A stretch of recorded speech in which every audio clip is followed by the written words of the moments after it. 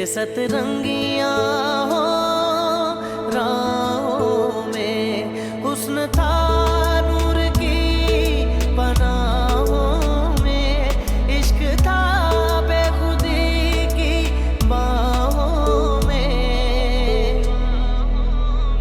तुमको हर आन मेहरबान पाया, जिंदगी धूप तुम घना साया, जिंदगी धूप तुम घना साया।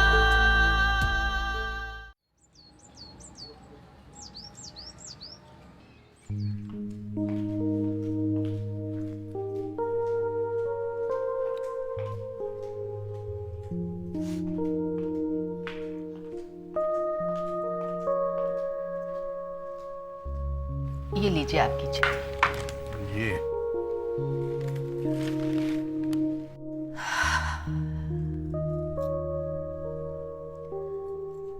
कैसा मेरा हीरे जैसा बेटा, कैसा नामी गिरामी खानदान, और लड़की पसंद आई तो वो स्कूल टीचर की फटीचर लड़की, यतीम मिस्कीन।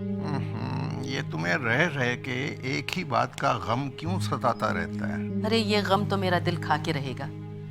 वो अशरफ नालायक को देखे, आपकी बहन का बेटा इंटर पास। अरे उसके बाप ने बैंकों से कर्जे ले लेके एक छोटा सा जनरल स्टोर खोल के दिया है। सारा दिन 10-10 रुपए की दालें और मसाले बेचता है। अरे नेकबख्त, आजकल के जमाने में 10 रुपए की दाल कहाँ मिलती है? ये तो तुम अपनी जवानी के जमाने का निर्खनामा सुना रही हो। आप मेरी बात ना काटा करें। आपको पता है, आपकी बहन उस निकम्मे अशरफ का ब्याह बहुत बड़े सरकारी अफसर की बेटी से कर रही है। और कौसर को ही देख ले, उसकी एक बहू जो है वो कर्नल की बेटी है और दूसरी कमिश्नर की।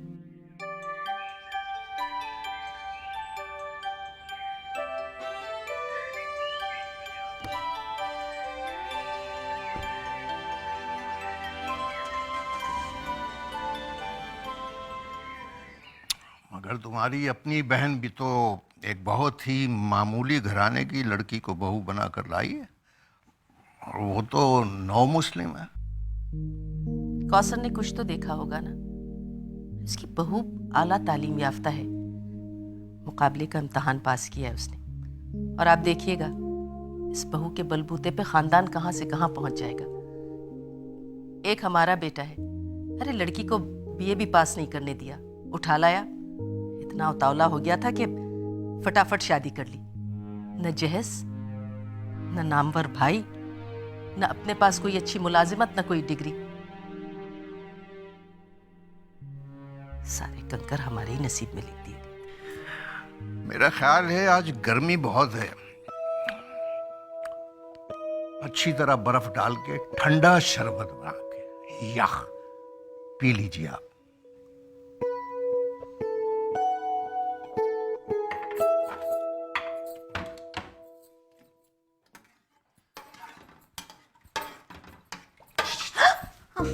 मजहर, फिर वही हरकत, तुम बाज नहीं आओगे। फिर इतनी खूबसूरत तुम भी बाज नहीं आओगी। उफ, कितना मुश्किल है तुम्हें समझाना। और कितना मुश्किल है तुमसे दूर जाना। अच्छा अब तुम जाओ। अरे जाओगे या नहीं? तुम कमरे में आओगी या नहीं? शाम के 7 बजने वाले, मुझे खाना पकाना, रोटियां बनानी, और अम्मी के लिए गाजर का हलवा कैसे बनेगा? शाम के 7 बजने वाले हैं और मेरे दिल में जो कुछ है वो मुझे तुम्हें बताना है, और तुम्हारे दिल में क्या है ये भी जानना है। और जो तुमने लाल सूट पहना है उसमें तुम कैसी लग रही हो ये भी बताना है। मैंने लाल नहीं गुलाबी रंग पहना है। क्या फर्क पड़ता है, हर रंग में बहुत प्यारी लगती है। 2 साल हो गए तुम्हें समझाते हुए कि ऑफिस से आते ही मेरे पीछे ना आ जाया करो। और 2 साल से जो मैं समझा रहा हूँ तुम्हें कि ऑफिस से आने से पहले कमरे में बैठ जाया करो। कितनी मुश्किल होती है तुम्हें ढूंढने। मजहर, मुझे बिल्कुल अच्छा नहीं लगता तुम्हारा मेरे पीछे यूं मंडलाते रहना। तुम्हें अच्छा नहीं लगता है या अम्मी को अच्छा नहीं लगता? अच्छा जाओ, अम्मी आ जाओ। अरे जाओ ना मजहर। वो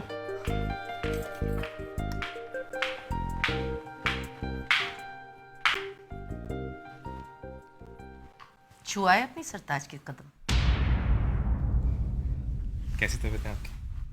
बस माँ नजर आ गई तो तकल्लुफन पूछ भी लिया, वरना दफ्तर से आते ही तो उसकी खैर खबर लेने पहुंच जाते हो, जैसे तुम्हारी जन्नत उसके पैरों तले हो। अरे अम्मी कैसी बातें कर रही हैं आप ऐसा समझती हैं मुझे? वैसे उसके कदमों के नीचे जन्नत है तो सही, मेरी ना सही किसी और की सही। ठीक कहते हो। मैं तो जैसे तलवों तले जहन्नम लिए फिर रही हूँ। छोड़े ना अम्मी, कैसी बातें कर रही हैं आप? रोज रोज क्यों शुरू हो जाती हैं बगैर किसी वजह के? वजह है, बहुत बड़ी वजह है। तुम्हारी बीवी जादू करनी है, उसने तुम्हें अपने कब्जे में कर रखा है। तुम्हें ना माँ नजर आती है, ना बाप और ना ही बहन। अरे तो इसमें उसका क्या कसूर है? उस बेचारी को क्यों खामखा में कोस रही हैं आप? क्या गलती क्या है उसकी? भाई ज़न्मुरीदी तो मेरे खमीर में भरी हुई है ना। वैसे भी विरासत में मिला है मुझे तो ये तोहफा। बचपन से अब्बू को आपके इशारों पर नाश्ता हुआ देख रहे हैं, कुछ तो असर होगा।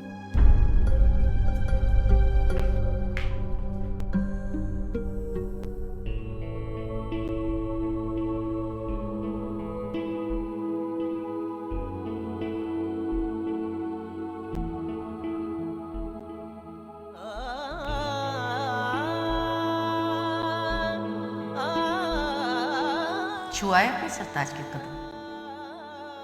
माँ नजर आ गई तो तकल्लुफ़न पूछ भी ली, वरना दफ्तर से आते ही तो उसकी खैर खबर लेने पहुंच जाती, जैसे तुम्हारी जन्नत उसके पैरों तले। तुम्हारी बीवी जादू करनी है, उसने तुम्हें अपने कब्जे में कर रखा है। तुम्हें ना माँ नजर आती है, ना बाप और ना ही बहन।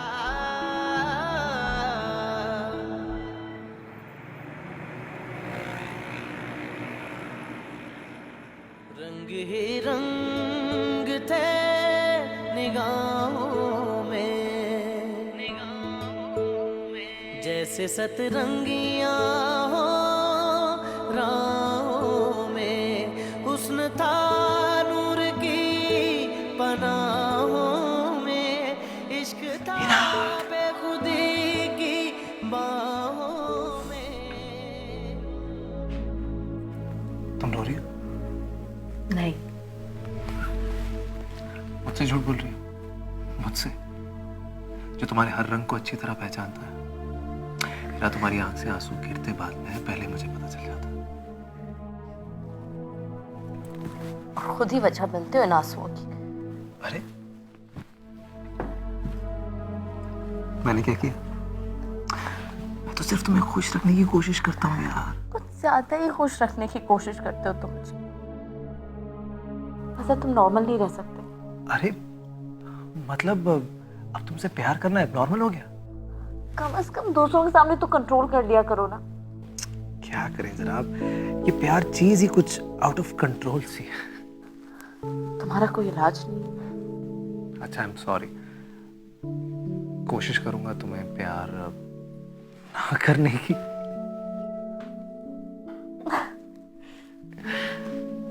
अच्छा सुनो, अभी से तैयारी कर लो।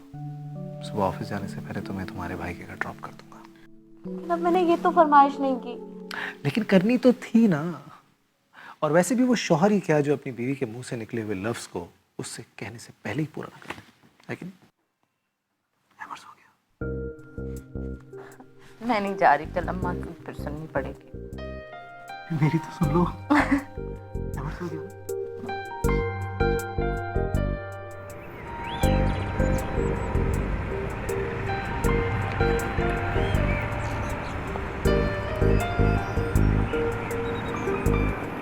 वैसे तुम्हें पता था ना कि आप आ रहे हैं? मुझे क्या इल्हाम होना था? झूठ पे झूठ।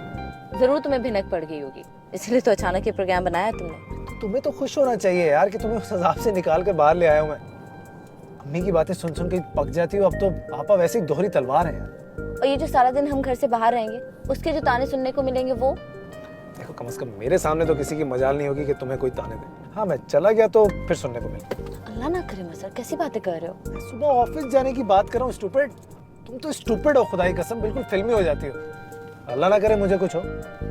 वैसे आपा एक दिन के लिए आई है ना, सुबह भी रेडी हो जाना, छोड़ दूंगा तुम्हें। और अगर आप पूरा हफ्ता यहाँ रुकी तो बंदा एक हफ्ते के लिए ड्यूटी देने के लिए तैयार। अच्छा, तो आप मेरे कितने भांजे भतीजियों की सालगिरह करवाएंगे? झूठे। देखो, अगर तुम्हें मेरे झूठ बोलने या उस अजाब से बचाने से इतनी प्रॉब्लम है ना, तो अभी गाड़ी मोड़ के वापस ले चलता हूँ तुम्हें। मेरी बहन और अपनी नंद की खुशामद के लिए और उनके इस्तकबाल के लिए खूब सारी तैयारी करना। व्हाट डू यू से? मजा नहीं, प्लीज। ऑफिस से कितनी देर में आओगे? आज मेरी गर्लफ्रेंड के साथ डेट है, कल आऊंगा।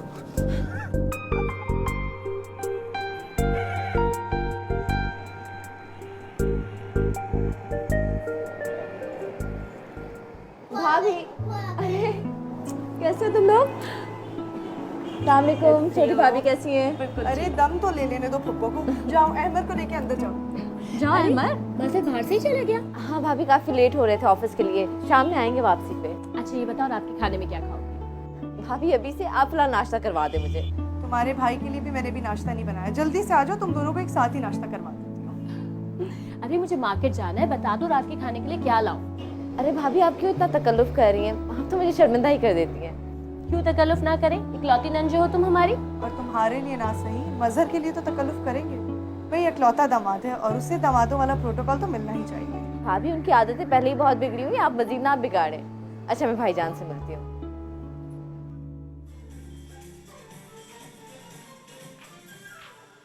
और जैसे कि भारत में राहत तरीन खान को जो गिरफ्तार किया गया था, इसी वजह से फैसलाबाद में उनकी गिरफ्तारी के खिलाफ एहतजाज किया कुछ ज़्यादा ही सर चढ़ा लिया है मजहर ने इसे। कि अपने नुमाइंदे शाहिद अली से भी। शाहिद अली ये बताइएगा कि एहतजाज करने वालों में कौन कौन शामिल है और क्या बात सामने आई है कि एहतजाज क्यों जल जल के अपना खून जला रही हो? मुझे खबरें देखने दो।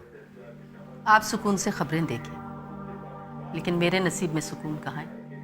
एक बेटा है तो वो जोरू का गुलाम, और बहू, उसे मैके से ही फुर्सत नहीं है। वो हमारी खिदमत क्या करेगी? इतने दिनों के बाद मेरी बेटी और दामाद घर आ रहे हैं। कौन है घर में? कोई भी नहीं। गायब बहू घर से।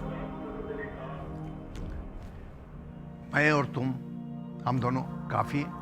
खाक काफी है? उसे देखो, बड़े धड़ल्ले से जाके अपने मैके में बैठ गई, खिदमतें करवा रही होगी भाभी से। और मजहर, वो भी शाम को घर नहीं आएंगे, वहीं जाएंगे अपने ससुराल। और एक मेरी बेटी और दामाद है जिनके आने की खबर सुन के झाड़ू फिर गई घर में। अपनी बेटी को मत समझाना कि इज्जत कैसे करवाई जाती है। उसके करतूत ही ऐसे हैं। उसके आने की खबर सुनते ही लोग कानों को हाथ लगा के तौबा तौबा करते हुए भाग जाएं।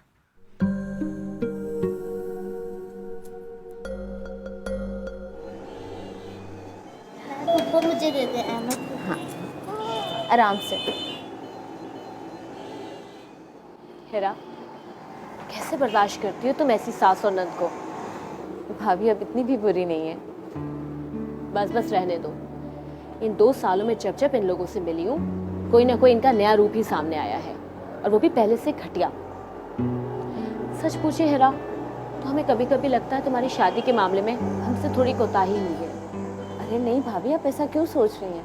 मैं मजहर के साथ बहुत खुश हूँ। हाँ, जब मजहर को देखते हैं तो मुझे और तुम्हारे भाइयों को पूरी तसल्ली हो जाती है। सच्ची बात ये, रिश्ता हमने मजहर को देखते हुए ही तय किया था कि लड़का शरीफ है, खुश शक्ल है, तालीम याफ्ता है और अच्छी मुलाजमत करता है। लेकिन हमें नहीं पता था ऐसे अच्छे लड़के के घर वाले इतने जाहिल और नौ दौलत के निकलेंगे।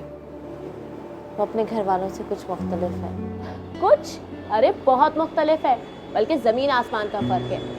खैर, गुलाब के साथ कांटे तो होते ही हैं। इससे सबसे अच्छी बात है हेरा कि मजहर तुम्हारी सबसे बड़ी ढाल है। अभी भी देखो कैसे तुम्हें तुम्हारी खुखार नन के चंगुल से बचा कर ले आया है वो। लेकिन भाभी मुझे उनकी इन बातों से खुशी नहीं बल्कि उलझन ही होती है। अरे पागल, तुम्हें तो खुश होना चाहिए कि मजहर उन जाहिल मर्दों की तरह नहीं है जो माँ बहनों के कहने पर आकर बीवी की क्लास ले लेते हैं, बल्कि जो भी उसकी बीवी के खिलाफ गलत निगाह से देखता है वो उसकी क्लास लेना जानता है। लेकिन मुझे उनकी इस बात पे भी बिल्कुल खुशी नहीं होती। उस घर में आए दिन कोई ना कोई झगड़ा रहता है, लेकिन मेरी वजह से झगड़ा मुझे बिल्कुल अच्छा नहीं लगता। और मजहर, मैं तो उन्हें कुछ बताती भी नहीं हूँ, पता नहीं कैसे उन्हें पता चल जाता और आपा और अम्मी से लड़ना शुरू कर देते हैं। देखने वाला सीन होता होगा। किसी दिन ऐन मौका वारदात के वक्त मुझे भी बुला लेना, मैं भी तो देखूं मजहर तुम्हारे लिए लड़ता हुआ कैसा लगता है। छोटी भाभी आप भी ना। वैसे अभी तो तुम्हारी नंद आई भी है ना, तो ये मौका बहुत जल्द मिलने वाला है हमें।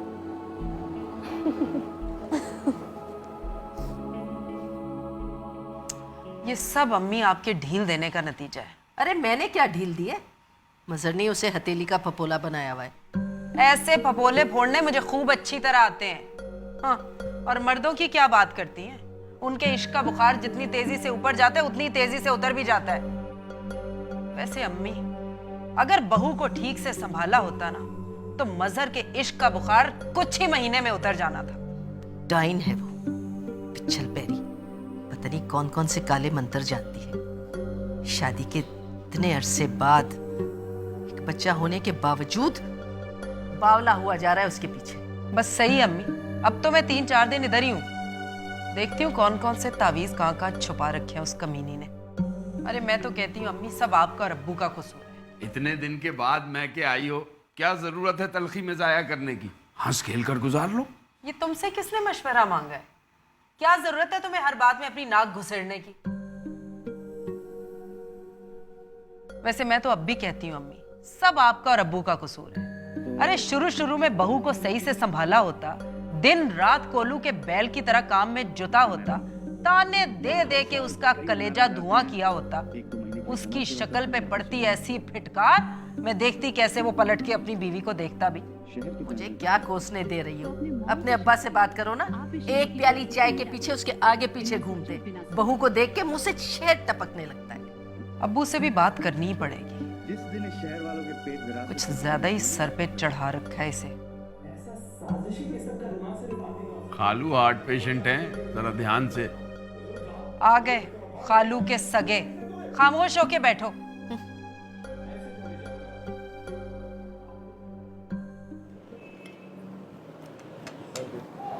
अरे भाई मजहर, ये लो ना, मैं स्पेशली तुम्हारे लिए तारिक रोड से लेके आया हूँ और तुम होके खा ही नहीं रहे। अरे कमाल भाई, वाकई बहुत अच्छा है, लेकिन कितना खाऊंगा? इंसान की कोई लिमिट भी होती है।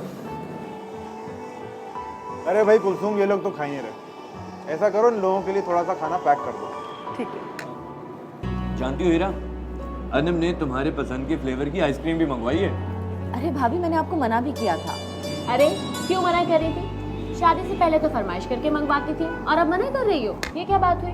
हीरा, ये अब भी तुम्हारा ही घर है और ये अब भी तुम्हारे ही भाई हैं। शादी के बाद तुम्हारा इन पर से हक खत्म नहीं हुआ। थैंक यू भाभी।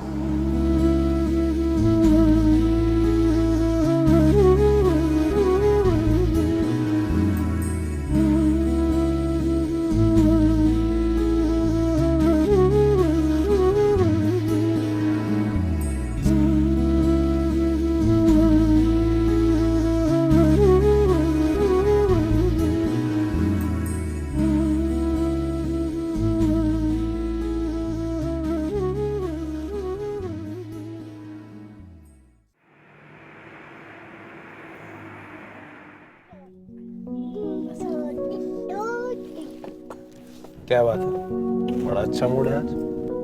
थैंक यू सो मच, इतने खूबसूरत दिन के लिए। वैसे शुक्रिया तुम्हें अपने भाई भाभीयों का करना चाहिए, मेरा क्यों कर रही हो? हाँ, लेकिन लेकर तो तुम गए थे ना मुझे। सच बात बताऊं, तुम्हें वहां ले जाता इसलिए हूं ताकि मेरे घर की सहनी हैसियत से तुम्हें निजात मिल सके। इसी बात का ज़ाला करता हूँ मैं शायद, लेकिन जब तुम्हारे घर जाता हूँ सच में बड़ा अच्छा लगता है यार। दिल ही नहीं करता वहां से निकलने का। हमारे घर में हर वक्त झिक झिक पक पक होती ही रहती है और तुम लोग कितने सुकून से, कितने प्यार से बात करते हो एक दूसरे से। जेलसी होती है। तो तुम भी क्या करो ना अम्मी अब्बू से, किसने रोका है? कोशिश करता हूँ लेकिन तुम समझोगी नहीं। वैसे भी इंसान जो सीखता है वही तो वापस देता है। मैं तो फिर भी अपनी हद में रहता हूँ। तुमने आपा को देखा? अम्मी अब्बू से किस तरह तू बड़ा करके बात करती हैं वो। कसम से अच्छे खासे लोगों के सामने झड़क देती हैं, बहुत बुरा लगता है। एक वादा करो मुझसे, तुम हमारे बच्चों की परवरिश बिल्कुल ऐसे करोगी जैसे जैसे तुम्हारी परवरिश हुई। इंशाल्लाह। अगर कल को मुझे कोई बेटी हुई ना, तो उसको बिल्कुल इस तरह पालना कि वो आपा की तरह बदजुबान और बदतहजीब ना हो, और अहमद मेरी तरह बहुत लिहाज और गुस्से वाला ना। Come on, cheer up. जिंदगी धूप तुम घना साया।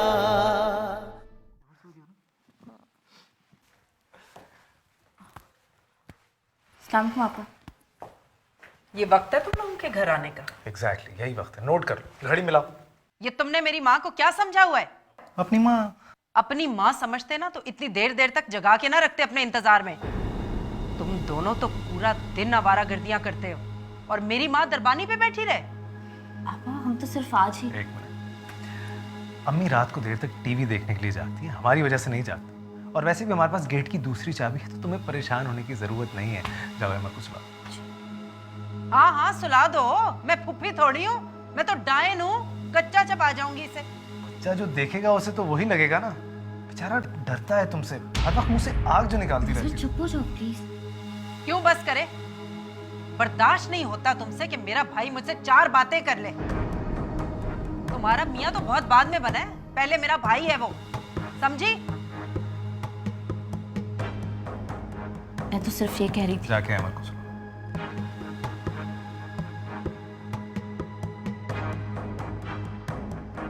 क्या मसला तुम्हारा, क्या प्रॉब्लम है? उसके लिए कैसे फूल बरस रहे थे मुझसे, और मेरे लिए सिर्फ अंगारे भरे हुए हैं। कितने बदल गए हो ना तुम शादी करके। तुम आती क्यों हो यहाँ आग लगाने? अपने घर जाकर क्यों नहीं मरती? क्या तकलीफ है तुम्हें? मेरे माँ बाप का घर है ये, समझे? बदतमीज।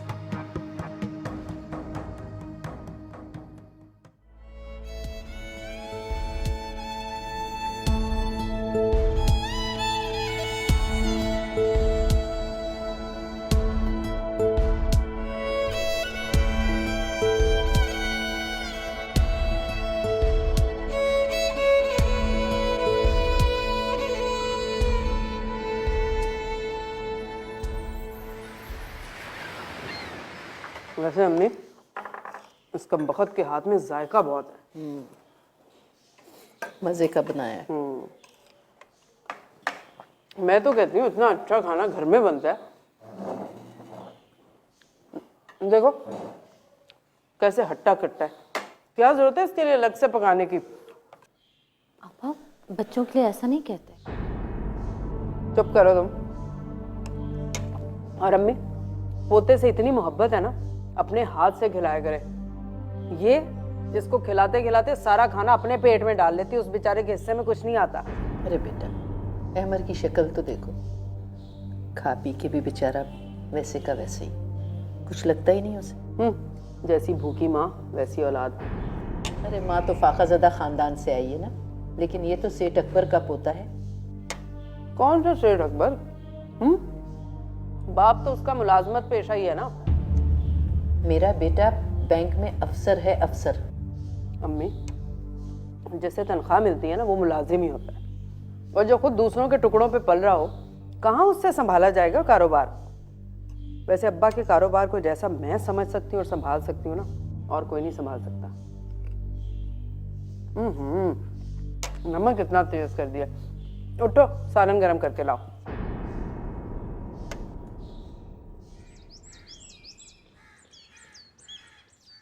क्या हो गया है तुम्हें? बाउली हो गई हो, ये तुम कह क्या रही हो? अरे हाय अब्बू, क्या ऊंचा सुनने लगे? अभी तो बताए सब कुछ इतनी तफसील से। नहीं, ये नहीं हो सकता, गलत बात है। मैं अपनी जिंदगी में अपनी जमा पूंजी किसी के नाम नहीं करूंगा। हाँ, मेरे मरने के बाद जिसका जो हक है, जो हिस्सा बनता है, वो उसे खुद ब खुद मिल जाएगा। अब क्या पता अब्बू कौन कितनी जिंदगी लिखवा के लाए। क्या पता 10-20 साल और जीना हो आपने, तो क्या मेरा मतलब तब तक तो कुछ नजर ही नहीं आएगा आपको, टांगों में जान नहीं रहेगी चलने की। ये मजहर वजहर कुछ नहीं करने वाला आपके लिए। लिख लीजिए मेरी बात। देखते नहीं कैसे शादी के बाद माथे पे रख ली आंखें उसने। अच्छा, यानी मैं अपनी जिंदगी में अगर तुम लोगों के नाम जायदाद कर दूं, हिस्से बखरे कर दूं, तो फिर क्या ये मजहर अपने माथे पर से आंखें उतार लेगा और मुझे फूलों में रखेगा? तुम्हारा मतलब? उसका तो पता नहीं अब्बू, लेकिन मैं ऐसा ही करूंगी। बेटी हूं ना आपकी, इसीलिए तो लोग बेटियां मांगते हैं, बुढ़ापा संभाल लेती हैं। अगर अब्बू आप मुझे बेटा समझेंगे ना, तो मैं बेटा भी बन के दिखाऊंगी आपको। हाँ, सच बेटा बन के दिखाऊंगी।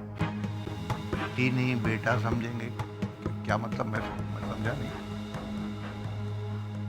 वो अबू शरई और कानूनी लिहाज से नहीं, जायदाद में आधा हिस्सा दे देना मुझे, बस इतनी सी तो बात मांग रही हूँ।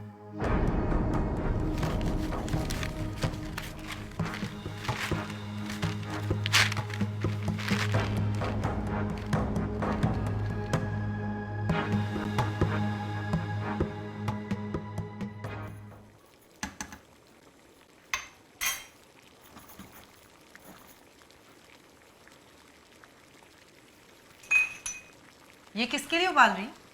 वो अहमद के लिए। ओहो, जो पका है वो नहीं खिला सकती? पेट में दर्द होगा? हाँ, अब साल का छोटा बच्चा मिर्चों वाला सालन कैसे खाएगा? आदत डालोगी तो आदत पड़ेगी ना। ऐसे तो कभी भी नहीं खाएगा जिंदगी भर। क्या हुआ? अम्मी, ये देखे क्या नाज नखरे उठाए जा रहे हैं लाडले के। भाई मैंने ही इसे कहा था कि बच्चे को कुछ खाना वाना खिलाओ, कमजोर होता जा रहा है दिन ब दिन। अम्मी आप भी ना बस भोली की भोली ही रहिएगा। लाडले का इतना ख्याल है तो अपने हाथों से खिलाया करें उसे।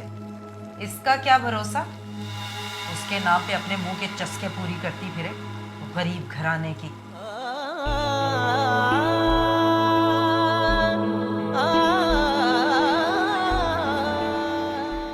ओ भाभी, थैंक यू सो मच। जी जी, मैं मजहर को बता दूंगी, वो तो बहुत खुश होंगे आपके इस आइडिया से। दिन के 12 बज रहे हैं, घर उल्टा पुल्टा पड़ा हुआ है और बहू रानी को फोन पे गप्पे लड़ाने से फुर्सत नहीं। जी भाभी, मैं और मजहर सुबह पहुंच जाएंगे। हाँ हाँ, भागो भागो घर के कामों से। रात रात भर सैर सपाटे करती फिरो, दिन को सारा दिन ऐंठती रहो। अरे तुम्हें पता है ना, ससुर तुम्हारे दिल के मरीज हैं। 1 बजे उनको खाना चाहिए होता है। क्या खिलाऊंगी उन्हें? अपना कलेजा? अरे नेक वक्त इतना तरद्दुद ना करो, ऐसी जली हुई चीजें मुझे हजम नहीं होती। आप तो बस बैठे अखबार चाटते रहे और तंज की पिचकारियां मारते रहे। ओहो, गजब खुदा का, 3-3 नौकर लगा के दिए, फिर भी कोई काम नहीं होता इससे। अरे 2 दिन नौकरानी क्या नहीं आई, महारानी ने मशीन लगा के कपड़े धो के हम पर एहसान किया। और मशीन भी उस वक्त लगाई जब मजहर के आने का वक्त था। वो तो इसे कपड़े धोता देख के ऐसे आग बगूला हुआ जैसे ये पीछे से किसी नवाब खानदान की हो।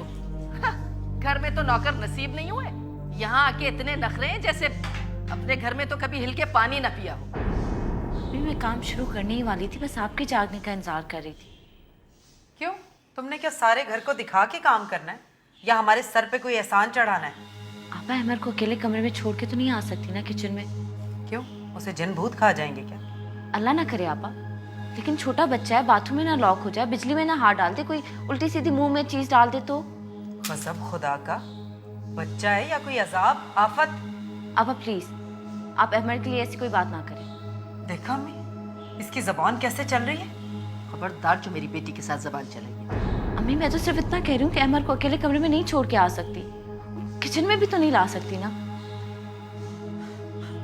देखा अम्मी, कैसे कैसे वो फाड़ फाड़ के मुझे बेऔलादी के ताने दे रही है। आपा लेकिन ऐसे तो मैंने कुछ नहीं कहा आपको। हाँ हाँ, मेरे बच्चे होते तो मुझे पता होता ना बच्चे कैसे पाले जाते हैं।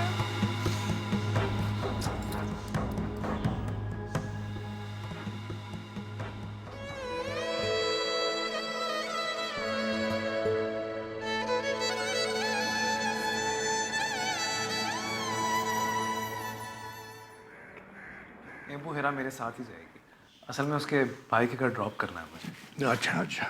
हर दूसरे दिन मैके जाने की सूझती है। तलवा कहाँ टिकता है बेगम साहिबा का घर में। अरे आज तो तुम्हारी शादी की सालगिरह भी है ना? जी अबू, आपको याद है? क्यों नहीं याद होगा। अच्छा, तभी तो खूब प्रोग्राम बनाए होंगे ससुराल वालों के साथ, खाने पीने के, घूमने फिरने के। जाओ उड़ाओ उड़ाओ अपनी कमाई ससुराल वालों के साथ, जाओ। अरे अम्मी छोड़े ना, कम से कम आज के दिन तो गुस्सा ना करें। बस आज सर पे हाथ रख के दुआ दे। पता है आज मेरी जिंदगी का बहुत अहम तरीन दिन। अब जाओ। अच्छा खुदा हाफिज़। जीते रहो जीते रहो। खुदा हाफिज़।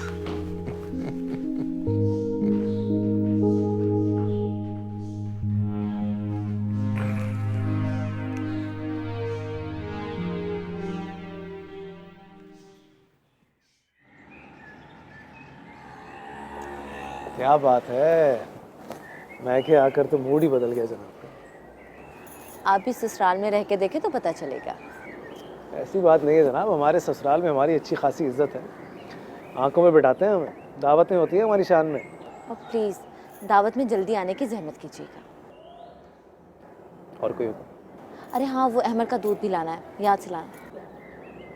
कोशिश करूंगा 7-8 डब्बे एक साथ ही ले आऊँ, पता नहीं फिर बाद में मौका मिले ना मिले। 7-8 डब्बों का क्या करना है, एक लाना वही काफ़ी है। अच्छा अब जाओ प्लीज़। बातें करो ना मुझसे। क्या है मज़र, क्या हो गया तुम्हें? तुम्हारे काम का हर्ज होता है। अरे काम तो वैसे भी नहीं होगा मुझसे आज, शायद कभी पूरा भी ना कर पाऊँ। सच बताऊं तो आज शादी से पहले वाला वक्त याद है। याद है मंगनी से पहले सारी सारी रात हम फोन पे बात किया करते। बहुत चाहता हूँ। जानती हूँ। तो फिर आई लव यू बोल। सर क्या हो गया, तुम पागल हो गए? एक आखिरी बार कसम से लास्ट फरमाइश, आज नहीं। मैं कभी नहीं बोलूंगा। Please promise, last time.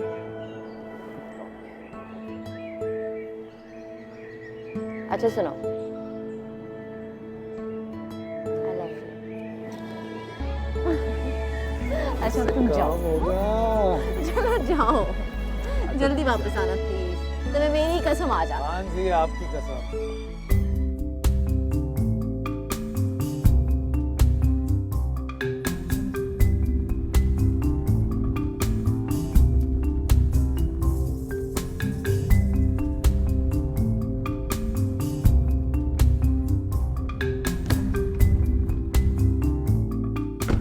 Okay, खुदा हाफिज़। लगता है मजहर को चैन ही नहीं आ रहा, हर 2-2 मिनट में फ़ोन कर रहा है। अरे नहीं भाभी, ने तो काफ़ी देर हुई ऑफिस से निकले हुए, बस पहुंचने वाले होंगे। बस बस बनाओ मत, अभी थोड़ी देर पहले तो तुम रिसीवर कान से लगाए हुए लाल टमाटर हो रही थी, मैंने सब देखा था। हाँ भाभी, वो तो आधा घंटा पहले उनसे बात कर रही थी, अभी तो कमाल भाईजान का फ़ोन था। वैसे तुम्हारी सास और नंद जो तुमसे जलते हैं ना, वो कुछ गलत भी नहीं है। मजहर की मोहब्बत तो तुमके दिल पर खूब बिजलियाँ गिराती होगी।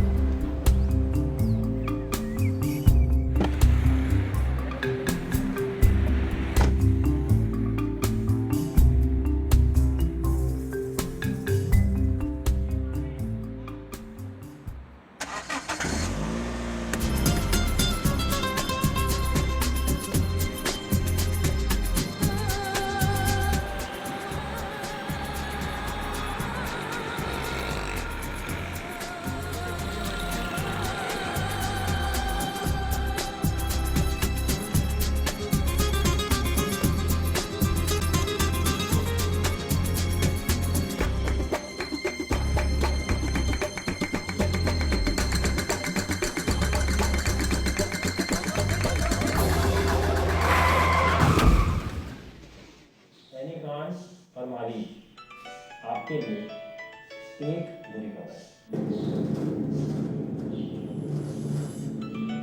जो इम्यूनिटी थी आपके पास, मालिज और अरे इतनी देर से ये टेलीफोन बज रहा है, तुम लोगों को सुनाई नहीं दे?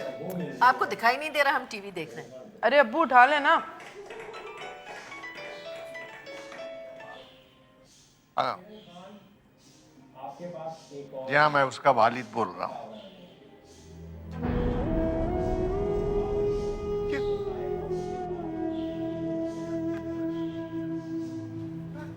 क्या हुआ?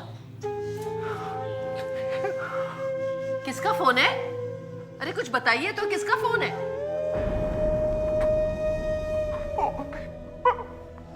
सुनिए, मुझे तो समझ में नहीं आ रहा कि मैं ये बात हिरा को कैसे बताऊं।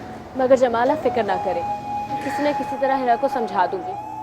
आप ये कॉन्फ्रेंस मिस ना करें, इतनी मुश्किल से तो आपको वीज़ा मिला है। अच्छा ठीक है, आप ऑफिस से आके वहीं आ जाइएगा, मैं और अनम हिरा को लेके जा रहे हैं। अपना ख्याल रखिएगा, मैं हूं ना हिरा के पास। चलिए, अल्लाह हाफ़िज़। भाभी, मेरी हिम्मत नहीं हो रही ये सब हिरा को बताने की। कैसे बताएंगे उसे ये सब कुछ? अच्छा तो मुझे भी नहीं लग रहा अनम, मगर बताना तो पड़ेगा। चलो आप कोशिश करते हैं।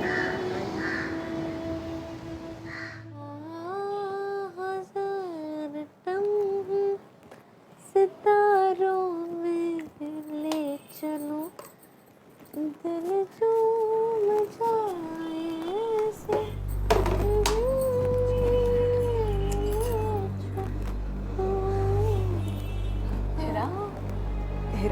जी भाभी। ऐसा करते हैं, मज़हर की तरफ चलते हैं, उसको सरप्राइज देते हैं चल के। लेकिन भाभी मज़हर से मेरी बात हुई थी, वो आने वाला है, हम कहाँ जाएंगे? हाँ मेरी अभी बात हुई है उससे, वो घर चेंज करने गया है, वहाँ हम अचानक चले जाएंगे तो उसको अच्छा लगेगा। अरे हाँ, उसे वाकई बहुत अच्छा लगेगा। मैं अभी अहमद को उठाती हूँ। अहमद, मेरा कैसे चला गया तू मुझे छोड़ के? एक ही तो भाई है मेरा, एक ही तो भाई है, तू कैसे चला गया?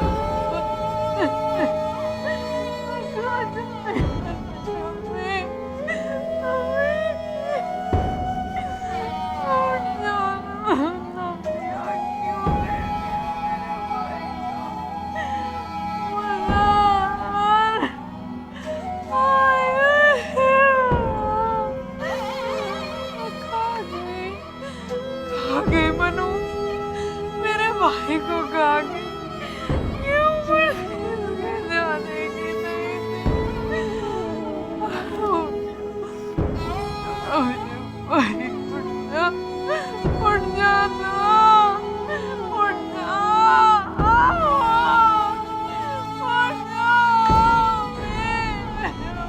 मेरा भाई चला गया। कहाँ गई वो, कहाँ गई? सबसे तो मेरे भाई को कहाँ गई? आए मैं उसकी टांगे तोड़ दूंगी, उसने छीना है मेरा भाई मुझसे। सुन रहे हो?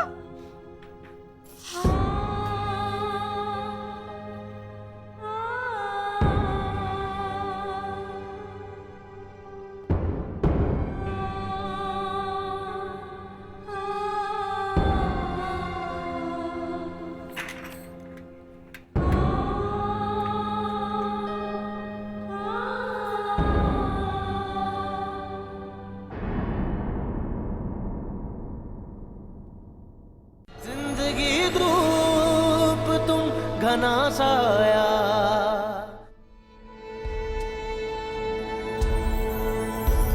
क्या खबर थी के साथ थोड़ा है, मेरी तकदीर में वो छोड़ा है, जिस दौराहे पे तुमने छोड़ा है, उसने बंधन लगन का तोड़ा है।